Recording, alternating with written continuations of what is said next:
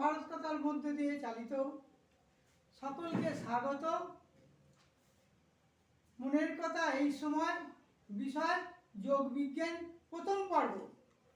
এই মায়াময় বিশ্বে আমরা কোথা থেকে এসেছি এবং কেন এসেছি জানি না। আমাদের গন্তব্যস্থল কোথায় বা আমরা কোথায় গিয়ে পুনরায় মিলিত হব তাও তো জানি না। শুধু মধ্য অবস্থায় আমাদের কাছে ধরা পড়েছে এবং সেই অবস্থায় আমরা সংসারের মরুভূমির মরীচিকার সলিলের ন্যায় কামনা বাসনার পিছু পিছু ছুটে চলে বেড়াচ্ছি। বিশ্বে এসে কি পেলাম আর কি পেলাম না তাও অনুশীলন করবার চেষ্টাও আমরা করি না। পৃথিবীতে আমরা অসহায় অবস্থায় জন্ম মৃত্যুরূপ মহা দুঃখ ভোগ করছি। আত্মীয় স্বজন বন্ধু বান্ধব স্ত্রী পুত্র কন্যা প্রতিবেশী ও দেশবাসী পরস্পরের নিজ নিজ স্বার্থ নিয়ে মারামারি হিংসা দেশ ইত্যাদি নানা প্রকার অশান্তিতে কালক্ষেপণ করছি। আর দেহের তো কথাই নেই। শরীর ধারণ করলেই জরা ব্যাধি সঙ্গে ছায়ার ন্যায় অনুশীলন করে নিত্য নব ব্যাধির কবলে পড়ে এ দেহ কালক্রমে জরাজীর্ণ হচ্ছে। প্রতি পলে পলে কাল তাকে গ্রাস করছে। আর সুতরাং দেহ অভিমানী আমাদের এই দেহ কখনো কোনো মুহূর্তে যে ক্ষণস্থায়ী শিশির বিন্দুর ন্যায় ঝরে পড়বে তা কোনো ঠিক আছে? কোনো ঠিক নেই বাবা। এমনকি মাতৃগর্ভস্থ শিশুও মৃত্যুমুখে পতিত হচ্ছে।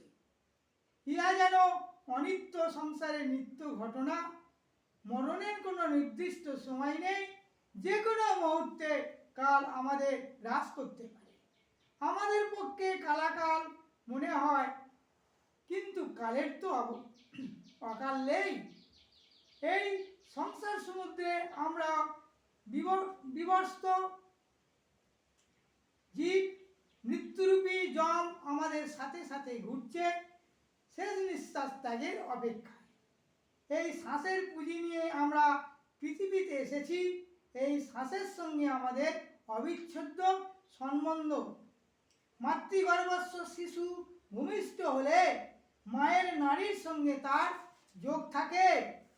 নারী কাটিয়া লোকে মায়ের সন্তান বিচ্ছিন্ন করে দেয়। আমাদেরও সেই আকাশময় অখণ্ড চৈতন্যের সঙ্গে শ্বাসের পথে কেমন সুন্দর শ্বাস নারীর যোগ রয়েছে।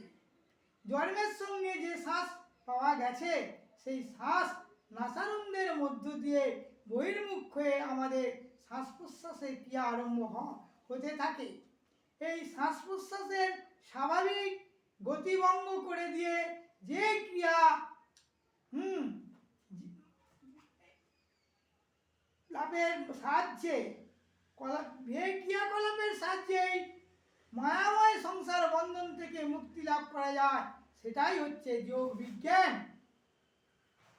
পরিশেষে ধর্মাচরণ করা কোনো বেদী ব্যক্তির চরণতলে কৃতাঞ্জলি পুটে বসে সত্য ত্যাগ প্রেম ও শান্তি শিক্ষার অনুশীলন শিক্ষা করা কোনো বোধি ব্যক্তিকে যদি না পাও তাহলে গৌতম বুদ্ধ স্বামী বিবেকানন্দের ন্যায় জ্ঞানী ও সমাজ শিক্ষকের আদর্শ